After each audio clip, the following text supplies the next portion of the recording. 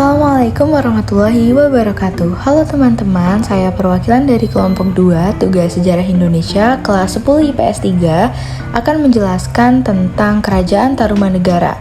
Untuk penjelasan lebih lengkapnya ditonton sampai habis ya. Kelompok kami berjumlah 6 orang yang anggotanya bisa teman-teman lihat di layar kami. Kerajaan Tarumanegara adalah kerajaan bercorak Hindu di Nusantara yang berdiri pada abad keempat hingga abad ke-7 Masehi. Kerajaan Tarumanegara ini terletak di tepi Sungai Citarum, Jawa Barat. Di sini kami menyediakan gambar peta Kerajaan Tarumanegara yang bisa teman-teman lihat.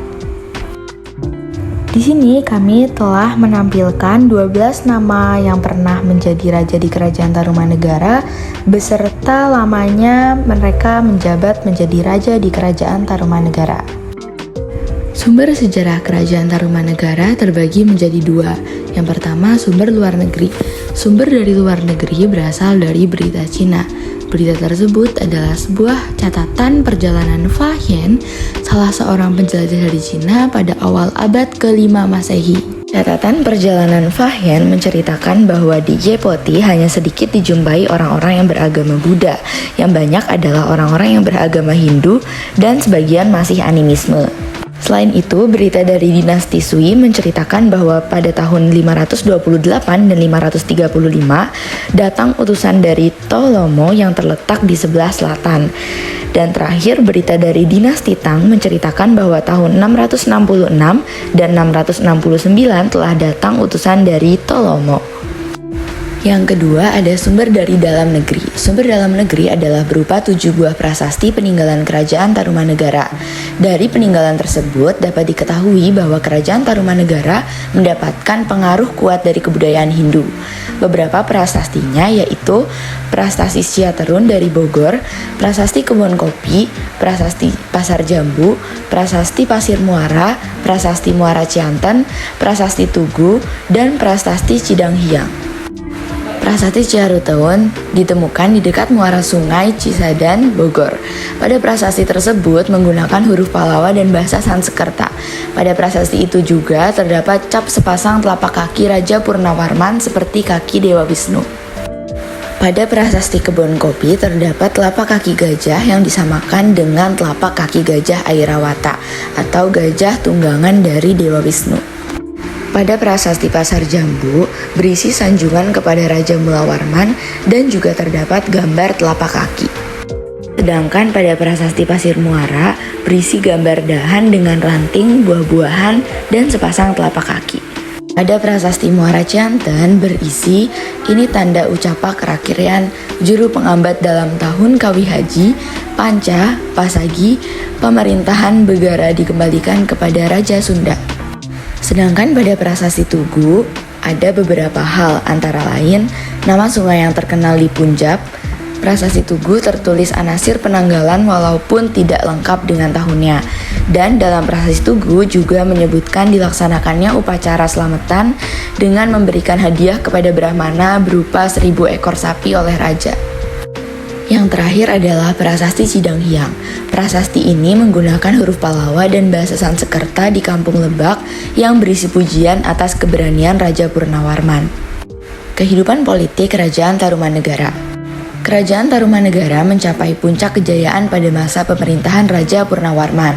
Raja Purnawarman membangun ibu kota kerajaan baru pada 397 Masehi bernama Sundapura yang artinya kota suci. Sebuah prasasti menyatakan bahwa Raja Purnawarman telah membangun sebuah sungai untuk irigasi dan pencegahan banjir. Sistem pemerintahan dan kehidupan politik Kerajaan Tarumanegara juga diceritakan pada prasasti Pasir Muara yang memuat terjadinya pengembalian pemerintahan dari Tarumanegara ke Kerajaan Sunda. Pada masa pemerintahannya, rakyat hidup sangat makmur dalam suasana aman dan tentram. Raja Purnawarman berhasil membawa Kerajaan Tarumanegara menjadi kerajaan yang besar. Masyarakat Tarumanegara dibedakan menjadi 2 golongan, yaitu golongan masyarakat berbudaya berlatar belakang agama Hindu dan golongan masyarakat yang beragama asli. Kehidupan sosial Kerajaan Tarumanegara teratur rapi. Masuknya pengaruh agama dan kebudayaan Hindu telah memegang peran penting dalam rapinya kehidupan sosial Kerajaan Tarumanegara. Hal ini juga terlihat dari upaya Raja Purnawarman yang terus berusaha untuk meningkatkan kesejahteraan kehidupan rakyatnya.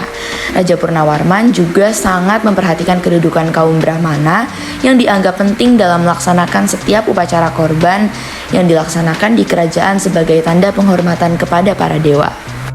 Kehidupan ekonomi Kerajaan Tarumanegara. Berdasarkan prasasti Tugu yang menceritakan pembangunan Sungai Candrabaga dan penggalian Sungai Gomati, diperoleh gambaran bahwa masyarakat Kerajaan Tarumanegara mengandalkan sektor pertanian sebagai mata pencaharian utama. Gambaran tersebut diperkuat oleh berita dari Fahyen.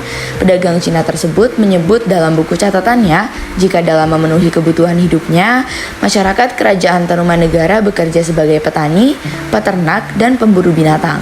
Selain itu, perdagangan juga menjadi sektor penting dalam kehidupan ekonomi Kerajaan Tarumanegara.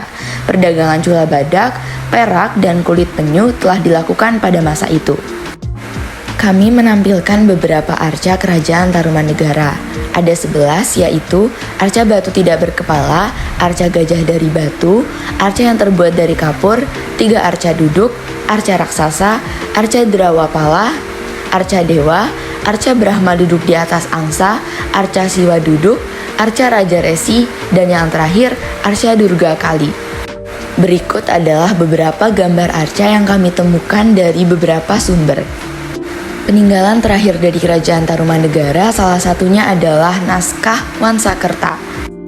Isi dari naskah Wansakerta kurang lebih sama dengan sumber sejarah dari luar negeri yang sudah saya jelaskan di awal. Keruntuhan Kerajaan Tarumanegara. Pada tahun 669 Masehi, Raja Linggawarman yang baru berkuasa selama 3 tahun wafat. Tahta kerajaan secara otomatis jatuh ke tangan menantunya, Tarusbawa. Pergantian kekuasaan ini menandai berakhirnya Kerajaan Tarumanegara karena Tarusbawa lebih menginginkan untuk kembali ke kerajaannya sendiri, yaitu Kerajaan Sunda yang sebelumnya berada di bawah kekuasaan Tarumanegara. Atas pengalihan kekuasaan ke Kerajaan Sunda, Kerajaan Galuh tidak sepakat dan memutuskan untuk memisahkan diri. Dengan begitu, wilayah bekas Kerajaan Tarumanegara kemudian dibagi menjadi 2, yaitu Kerajaan Sunda dan Kerajaan Galuh dengan Sungai Citarum sebagai pembatasnya. Walaupun demikian, para ahli sejarah lainnya juga mempunyai pendapat bahwa Tarumanegara mulai melemah setelah mendapat tekanan dari Kerajaan Sriwijaya yang terus melakukan ekspansi sekitar abad ke-7 Masehi. Nah teman-teman, itu dia penjelasan dari kami seputar Kerajaan Tarumanegara. Jika dari teman-teman ada pertanyaan, bisa ditanyakan di kolom komentar ya. Terima kasih untuk teman-teman yang sudah menonton dari awal sampai akhir. Mohon maaf apabila dari kami masih banyak kesalahan, baik yang disengaja maupun yang tidak disengaja. Terima kasih. Wassalamualaikum warahmatullahi wabarakatuh.